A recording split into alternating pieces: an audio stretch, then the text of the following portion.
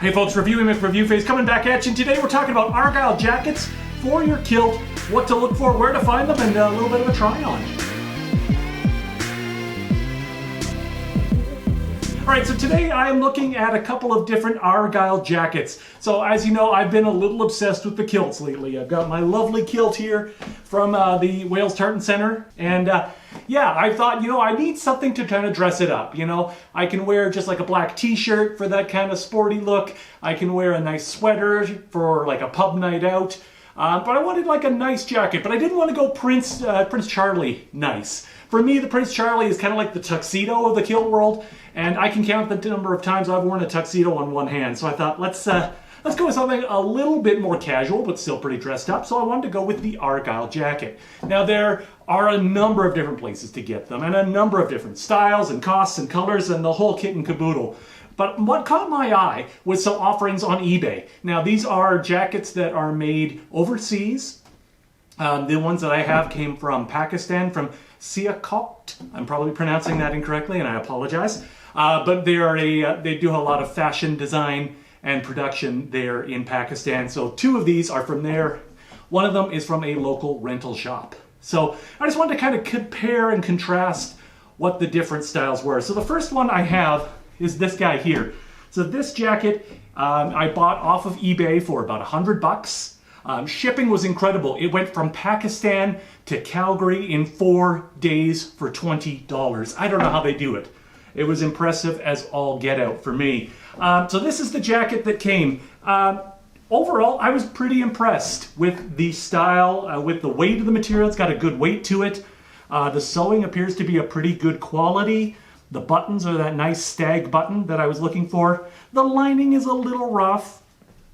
Pockets are all actual pockets, which I find funny because what suit jacket do you get that actually has pockets that you don't have to rip open, right? And it did come with the vest as well. Same thing, pockets on the vest work. Overall, I would say the workmanship on this is really good.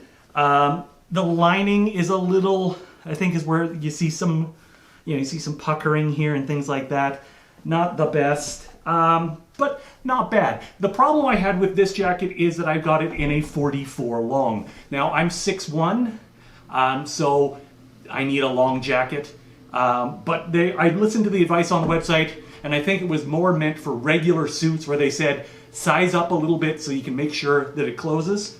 With a jacket like this, I'm not going to wear it buttoned up probably ever. So that, when I put it on, you can see the shoulders came out a little farther than I would like them to, and I ended up looking a little bit like a linebacker or like somebody wearing like a secondhand coat. So it wasn't exactly what I wanted.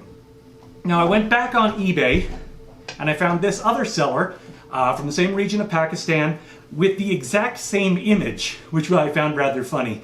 Both these jackets use the exact same stock image for their jacket. I did a reverse Google trace on that image, and it went back to a UK seller. I did approach that UK seller to ask if they wanted to participate in this video. They declined, so we'll leave them out of this. But I found a lot of sellers on eBay who are selling these Argyll jackets are using these ripped images from other more reputable sellers.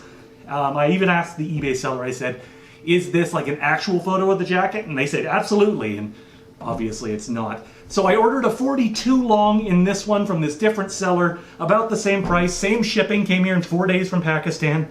And I think if you look, I think this worked from the same pattern almost, but not quite. There's a couple of differences. You can see here, the cuff has a little V notch cut out of it. On this one it doesn't. On this one, the cuff goes all the way around the sleeve. On this one, it's only on the front. The weight of the material is different too. This is a much lighter feeling jacket. This is a little bit heavier. The vest, again, has more pockets to it as well. We've got all of these pockets that are all opened up. I do appreciate having a breast pocket on these because I do like to wear a pocket square with these. Again, you can see a couple of differences like in the shoulder plating. This almost looks more like a paracord, whereas this one is a bit of a softer material. The buttons are a bit thicker on this too, a little more plasticky looking.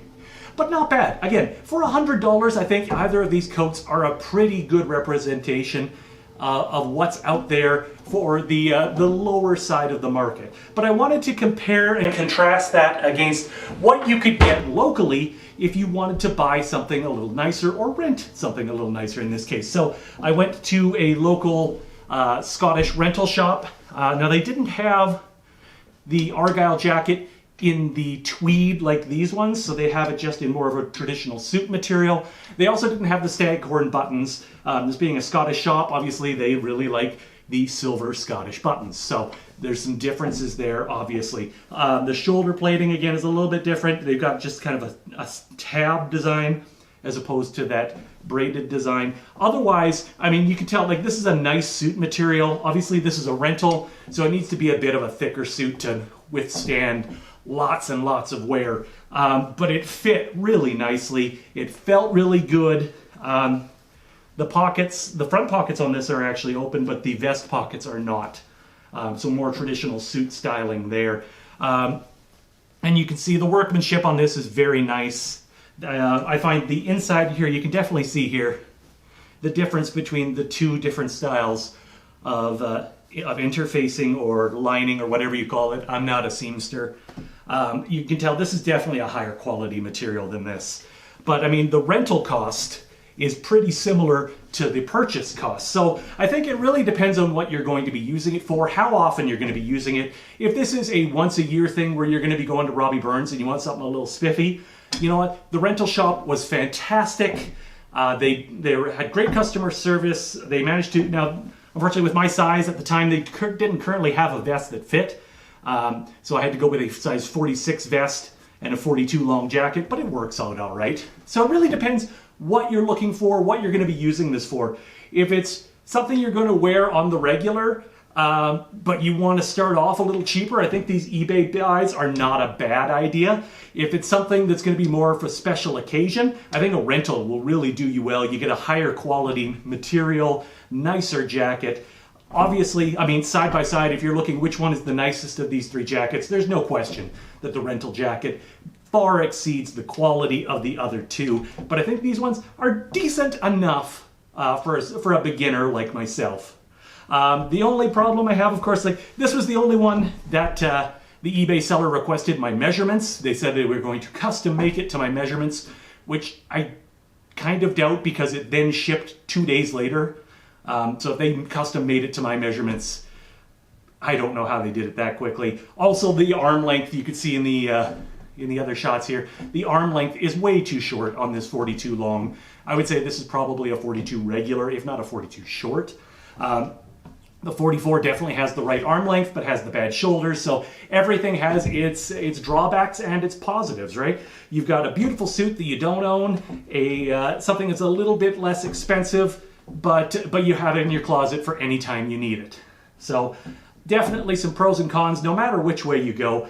I think, you know, the nice thing with this particular Scottish shop, and this is something you probably want to check when you're doing rentals, is they will apply the cost of a rental towards a future purchase.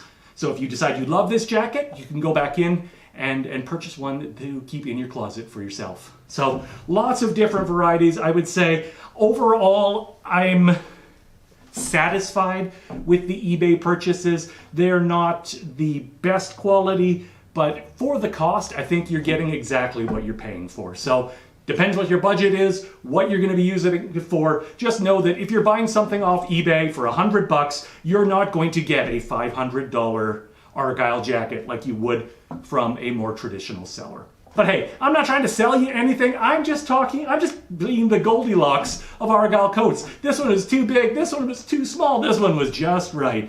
But again, there's also the price. So take that all into consideration. Drop me a comment down below. Have you ever bought one of these eBay jackets? Or do you have a particular style or a place that you love to go to for jackets like this for your kilt? Let me know in the comments down below. Make sure you hit that subscribe button. Thanks so much for watching. I am going to be doing more kilting content as we go because, quite frankly, I love me kilt.